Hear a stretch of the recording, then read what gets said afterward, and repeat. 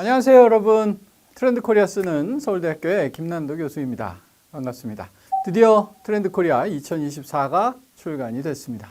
2024년은 또 어떤 한 해가 되고 어떤 트렌드가 펼쳐질까요? 주변에서 제일 많이 듣는 요즘 소리가 어때? 내년에는 좀 나아진대? 이런 이야기입니다. 당연한 것 같아요. 올해 워낙 경기가 좀 안 좋고 물가도 많이 오르고 해서 내년에는 좀 좋아지려나? 이런 좀 희망을 걸게 되는 그런 연말이죠. 우리나라는 대외 의존도가 높은 나라입니다. 그래서 이제 수출을 주로 경제의 동력으로 삼고 있기 때문에 외국이 어떤 상황인가를 먼저 알아보는 것이 꼭 필요한데요. 사실 제일 중요한 건 역시 미국이죠. 우리나라는 미국과 경제 교역도 많을 뿐더러 미국은 아시다시피 세계 경제를 이끌고 가는 리더 역할을 합니다. 사실 미국이 금년에 사실 별로 좋지 않았는데요. 여러 지표들을 살펴보면 이렇게 요약할 수 있겠습니다. 멀리서 희미하게 서광이 비친다 하는 것입니다.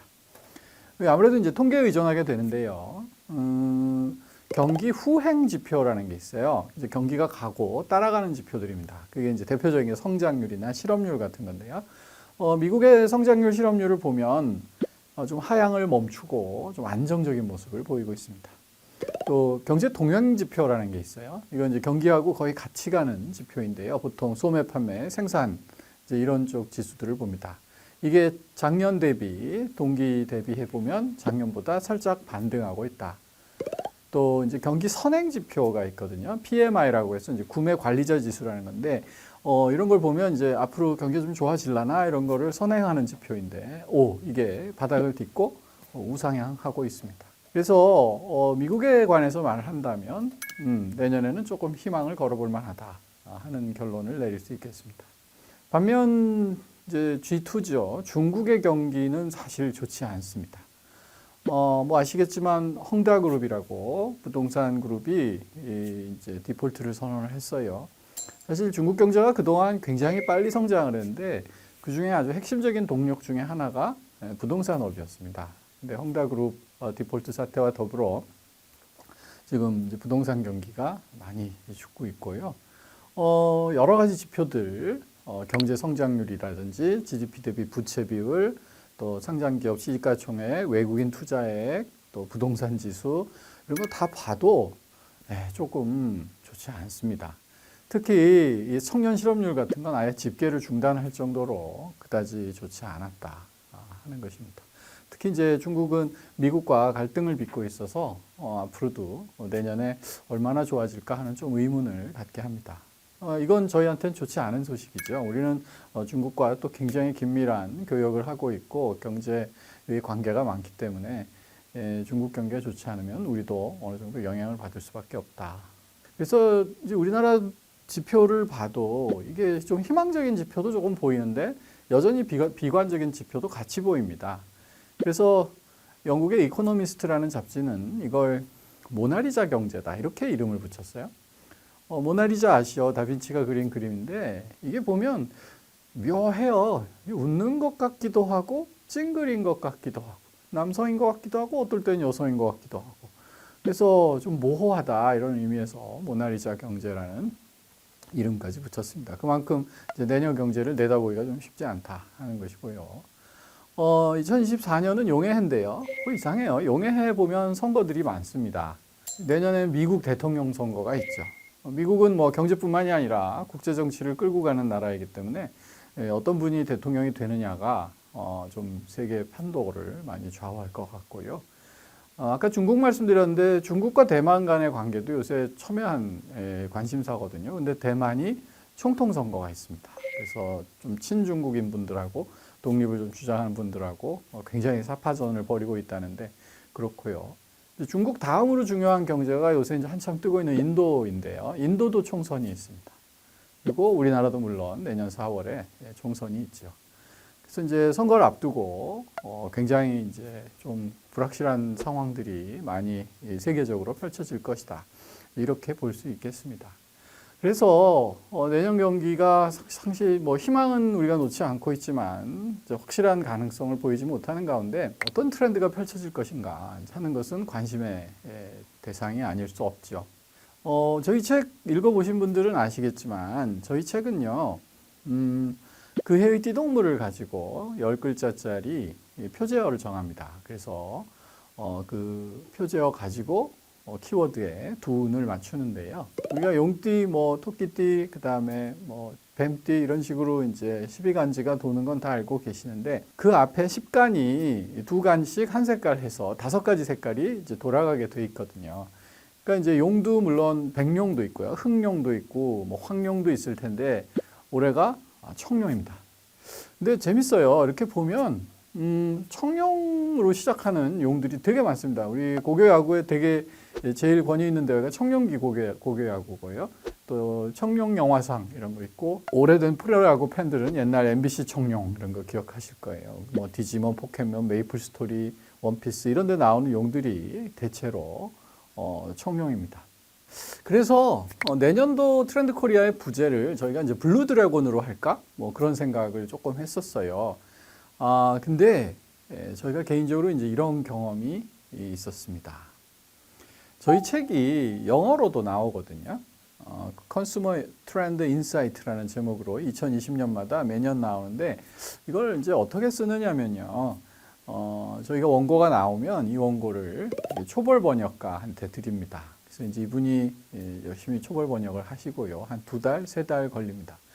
근데 이제 저희 책은 아시지만 그냥 단순히 영어로 번역될 것은 아니고 신조어도 많고 또 한국적인 맥락의 사례 이런 거 되게 많기 때문에 이걸 또 별도의 감수를 거칩니다. 이제 한국에서 교수 생활하시고 사모님도 한국 분이신 이제 원어민 교수님께서 다 손을 봐주시는데 이 초벌 번역이 워낙 오래 걸리기 때문에 이 영어 책은 10월에 한글 책하고 같이 나오지 못하고 보통 12월이나 1월쯤에 나오는데요. 아시지만 트렌드 책은 내용도 중요하지만 이게 이제 언제 나오느냐가 되게 중요한데 이게 조금 늦게 나와서 제가 불만이죠. 근데 금년에는 이 책을 인공지능한테 번역을 맡겼습니다. 그랬더니 2달, 3달 걸리던 초벌 번역이 거의 하루 안에 다 끝났다. 그래서 이제 감수해 주시는 우리 램블링 교수님도 이게 사람이 했는지 뭐 기계가 했는지 잘 모를 정도로 어느 정도 퀄리티가 있는 번역이 나왔다. 지금 만족해 하시더라고요. 근데 문제는 이걸 그대로 독자님들한테 선보일 수는 없다. 뭐 예를 들면 뭐 활용점정이라든지 무슨 뭐 자시, 축시, 인시라든지 분초사회 이런 건 뭐 완전히 번역을 엉뚱하게 하거나 하지 못했대요. 뭐 당연하겠죠. 그래서 이제 이분의 감수를 결국은 거쳐야 하는 이제 그런 것이죠. 사실 23년도에 챗GPT가 선보인 이후로 인공지능 쇼크가 뭐 전 세계적으로 몰아닥쳤습니다. 사람이 몇 날 며칠, 2달, 3달 하던 일을 거의 몇 시간 안으로 해결해 버렸으니까요. 근데 제가 느낀 것은 그걸 우리가 그대로 사용할 수 있는 수준은 아니다. 마지막 순간에는 결국 사람의 손길, 휴먼 터치가 필요하다는 것입니다. 그래서 제가 용의 해에 여러분 활용점정이란 말씀 아시죠? 용을 다 그려놓고 마지막 눈알에 점을 찍지 않으면 아직 진정한 용이 아닌 겁니다. 근데 그 활용점정은 오직 인간만이 할 수 있다. 그러니까 아무리 인공지능 시대가 됐어도 그 마지막 옛날에 뭐 2% 부족할 때 이런 유행어 있었는데 아직은 뭐 거의 한 20% 정도는 사람이 마지막 작업을 해줘야 한다는 거죠. 그래서 저희가 블루 드래곤을 하지 않고 활용점정을 하자는 뜻으로 드래곤 아이즈라고 키워드를 만들었습니다. 자, 그럼 궁금하지 않으세요? 드래곤 아이즈의 10단어로 시작하는 올해의 10대 키워드. 그 중에서도 첫 번째 키워드는 저희가 늘 그런 원칙을 가지고 있습니다. 다른 거는 몰라도 첫 번째 키워드는 제일 중요한 애를 1번에다 세우자. 그래서 저희는 이제 별이가 된다 이런 표현을 쓰는데요. 다른 키워드들 또 한 해의 분위기를 끌고 나갈 수 있는 대표 선수를 1번에다 놓자. 예를 들면 저희가 뭐 멀티 페르소나라든지 나노 사회라든지 평균 실종이라든지 이제 이런 키워드들이 이제 한 해의 전반적인 분위기를 보여주는 키워드였거든요. 그러면 2024년에는 누가 제일 중요할까? 저희는 시간에 주목했습니다. 그래서 사람들이 다 분초를 다투면서 너무너무 바쁘게 살게 됐다. 너무너무 빨리빨리 살게 됐다. 이런 취지에서 분초사회라고 이름을 지었습니다. 요새 물건을 사려면 정말 살 수 있는 경로가 너무너무 많죠. 상품의 종류도 많고. 이 중에서 뭘 사지? 한데 방금 말씀드린 대로 분초사회잖아요. 너무 바쁘단 말이에요. 그러니까 열심히 고민하고 생각하지 않고 저 사람은 또는 저 컨텐츠에서는 또 저 채널에서는 어떻게 소비하나 이렇게 본 다음에 그냥 따라가 버리는 거죠. 따라가는 걸 뭐 이하동문 그런 뜻으로 디토란 말이 있는데 저희가 디토를 붙여서 디토 소비 이렇게 이름을 붙였고요.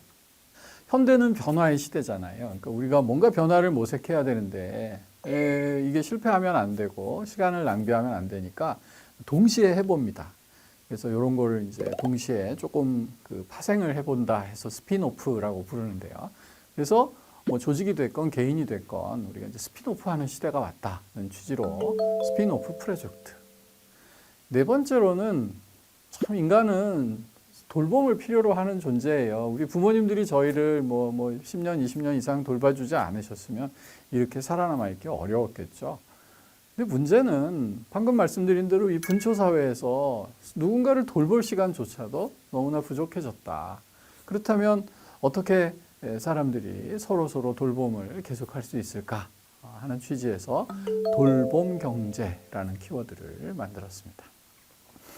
저희는요, 뭐 예전에 얼번 그랜이라든지 뭐 액티브 시니어라든지 이렇게 연로하시거나 연장자분들도 물론 관심의 대상을 가지고 있지만 사실은 젊은 분들, 젊은 트렌드에 굉장히 관심을 많이 가지고 있습니다. 이건 왜 그러냐면 젊은 세대는 새로운 어떤 트렌드를 좀 빨리 받아들이는 경향이 있고 사람들이 구매를 하거나 행동을 할 때 되도록이면 좀 젊은 사람을 따라가고 싶어 해요. 저도 누가 젊어 보인다고 하면 참 기분 좋거든요. 그래서 되도록 젊게 입고 젊게 행동하려고 하니까요. 그래서 젊은 트렌드들이 트렌드의 시작점이 되는 경우가 많습니다. 그래서 이제 젊은 친구들을 많이 보게 되는데요. 금년에는 3가지 키워드가 있습니다. 첫 번째는 육각형 인간. 우리가 모든 기준을 꽉 채워서 완벽하게 만점을 받으면 이게 이제 헥사곤 그래프에서 육각형이 나오죠. 그래서 쟤 육각형이야 이러면 오우씨 완벽해 좀 이런 느낌이 많이 있죠. 또 요즘 젊은 친구들 보면 굉장히 재미를 극단적으로 추구합니다. 우리가 재미를 취할 때 나오는 호르몬이 도파민인데 그래서 이 도파민을 파밍 모은다 해서 도파밍이라는 키워드 만들었고요. 갓 결혼해서 아기를 낳고 가정을 꾸려나가는 남편들, 예전 아빠들하고는 전혀 다른 생각을 가지고 있는 새로운 남편들, 그리고 예전에는 유형을 찾을 수 없던 아빠들, 그래서 요즘 남편 없던 아빠라는 키워드로 30대에서 40대 초반 기혼 남성들의 생각을 들여다봤습니다. 저희는 이렇게 소비자의 측면을 또 보기는 하지만 기업 경영을 할 때 뭐가 중요한 이슈인가 이것도 경영하는 분들한테 제안을 드리려고 하거든요. 근데 이 키워드는 저희가 이제 2가지입니다. 첫 번째는 버라이어티 가격 전략이라는 것인데요. 가격의 차별화가 굉장히 중요해졌다는 것이고요. 2번째는 우리나라가 뭐 지방과 도심 간의 그 불균형이 굉장히 문제가 많이 되고 있죠. 그럼에도 불구하고 지방에서 굉장히 잘하는 지역들도 있다. 그 공통점은 뭘까 보면 굉장히 유동적이고 흘러가고 유연한 그런 도시의 모습을 가지고 있다. 그래서 흔히 이제 우리 도시를 폴리탄이라고 부르는데요. 그래서 그 앞에 액체라는 의미로 리퀴드 폴리탄이라고 불렀습니다. 그리고 이제 한 키워드 남았는데요. 가장 중요한 키워드 중에 하나입니다. 뭘까요? 인공지능 시대를 맞게 됐다. 이런 인공지능 시대에 우리는 기술은 계속 빨리빨리 발전해 나가겠죠. 하지만 그걸 사용하고 또 그 안에서 살아가고 또 살아남아야 되는 우리는 어떻게 해야 되는가? 이 키워드를 저희가 호모 프롬프트라는 키워드로 요약을 했습니다. 그래서 이렇게 10가지 키워드가 올해 선보이게 됐는데요. 제목만 들어도 굉장히 궁금하지 않으신가요? 자, 그러면 제일 중요한 분초사회부터 설명 시작하겠습니다.